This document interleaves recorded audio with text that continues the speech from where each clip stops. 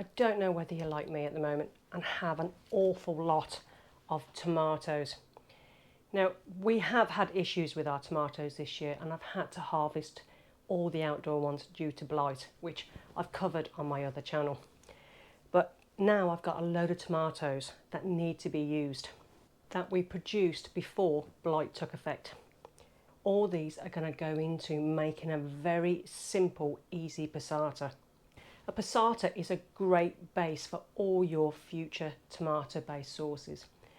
So today I'm literally going to roast up all the red tomatoes and all the ripe tomatoes that I actually have to create this passata mix, to give me a base for either tomato ketchups, tomato pasta sauces, or even as a base for our chili sauces. I'll show you how simple it is to make, simple ways of storing it, and some great ideas for future use. So all you need for this recipe is some really basic ingredients, and hopefully you've grown them yourself. You need about 1 kilo of tomatoes or more, but you can adjust this recipe to whatever size or quantity that you actually have. I've got more than 1 kilo because I'm after several jars. You also need some garlic.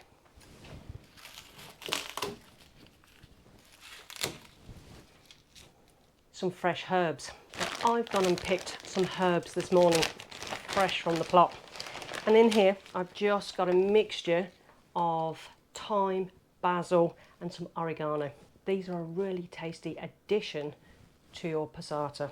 Now, I'm making just a herb passata because I'm going to actually separate it and make it into different sauces where there's the opportunity then to add chilies or extra garlic or anything else that you want to add to it, but this is just the base to start off.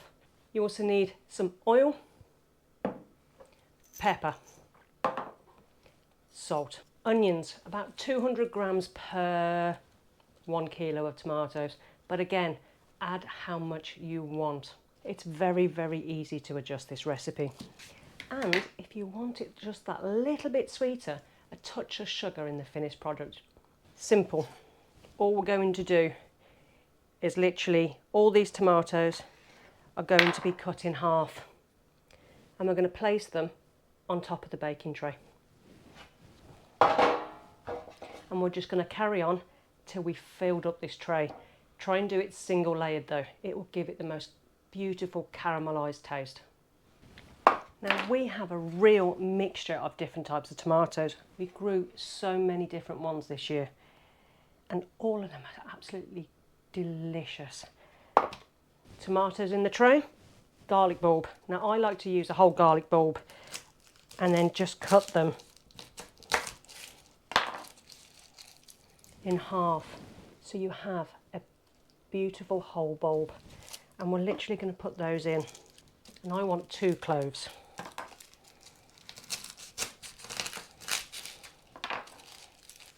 Now you can just peel your garlic and then just roast it in that way, but I find this sweetens it up absolutely beautifully by leaving it like this, where you can just literally squish out that beautiful pureed garlic after it's been roasted in the oven.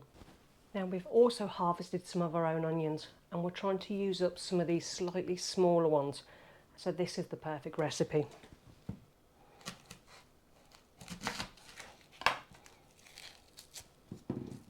And put them on top of your tray. Once you've got it all on top, just break up the onion a little bit just to make sure that it's spread around. Now I could get an awful lot more tomatoes in this tray, but I want each individual half to go slightly caramelised, which you won't get if your tomatoes are just too deep in the pan. So I'm going to actually prep 2 or 3 trays to go in the oven. And again, just layering up with garlic and onion. Then all you need is some oil. And we're just literally going to drizzle over your oil. Good grind of pepper. And a good pinch of salt too. Now I'm using sea salt because I find it has much better flavour when it comes to tomatoes. And then last but not least is our herbs that we picked from this morning. Now these can just go on top. Tear your basil leaves up. If there's a particular herb you don't like, don't add it. Add what you want. But if you're intending on making multiple different sauces from these batches, depending on the quantity of your tomatoes, then you need to pick your herbs wisely and maybe not add the chilli at this stage. If you are making just a hot chilli sauce, add your chilies in to go into the oven. It will give it a fantastic taste of roasted chilli in your pasta sauce. All it needs to do now is go into your oven, about gas mark 4 or these.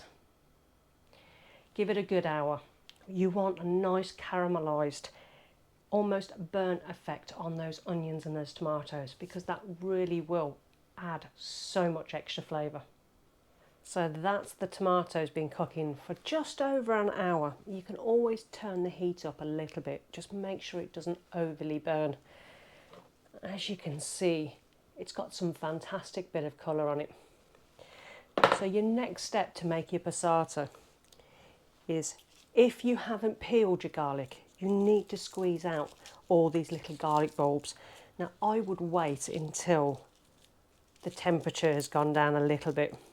But those sweet, gooey cloves of garlic would taste absolutely fantastic in this passata. So now you've got these beautiful roasted tomatoes. You could take the skins off, which will come off extremely easy, but I'm going to do it a different way so I don't get into so much mess. In a bowl, I'm going to put all of this tomato and its juices and any little caramelised bits into the bowl. Now you'll get this liquidy, gloopy mess. And it smells so good. So your next step, get yourself a blender. Now you can either use a normal jug blender or a hand blender, whichever one you want. And you're gonna blitz this, mixing it all up. Seeds, skin, whatever is in there, it will all get pureed up.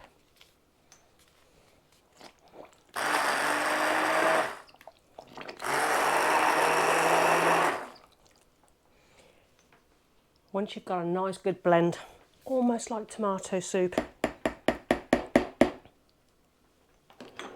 you'll have a fantastic liquid. Still quite runny though. The next job you're going to do is get yourself a big enough saucepan that this liquid will fit in, and we're going to sieve it. This is why you don't have to peel or de-seed any of your tomatoes.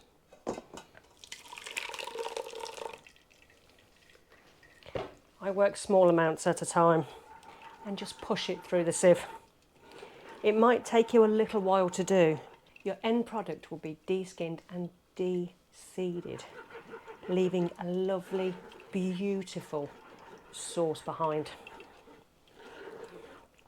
Now I don't mind if a little bit of the seeds or the skin mixture goes in. It will just be added to a sauce anyway.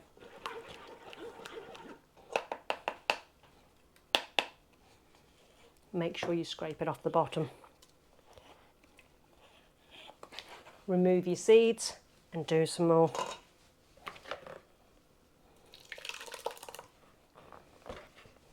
You'll be left with a beautiful tomato base. And I'm just going to quickly test this.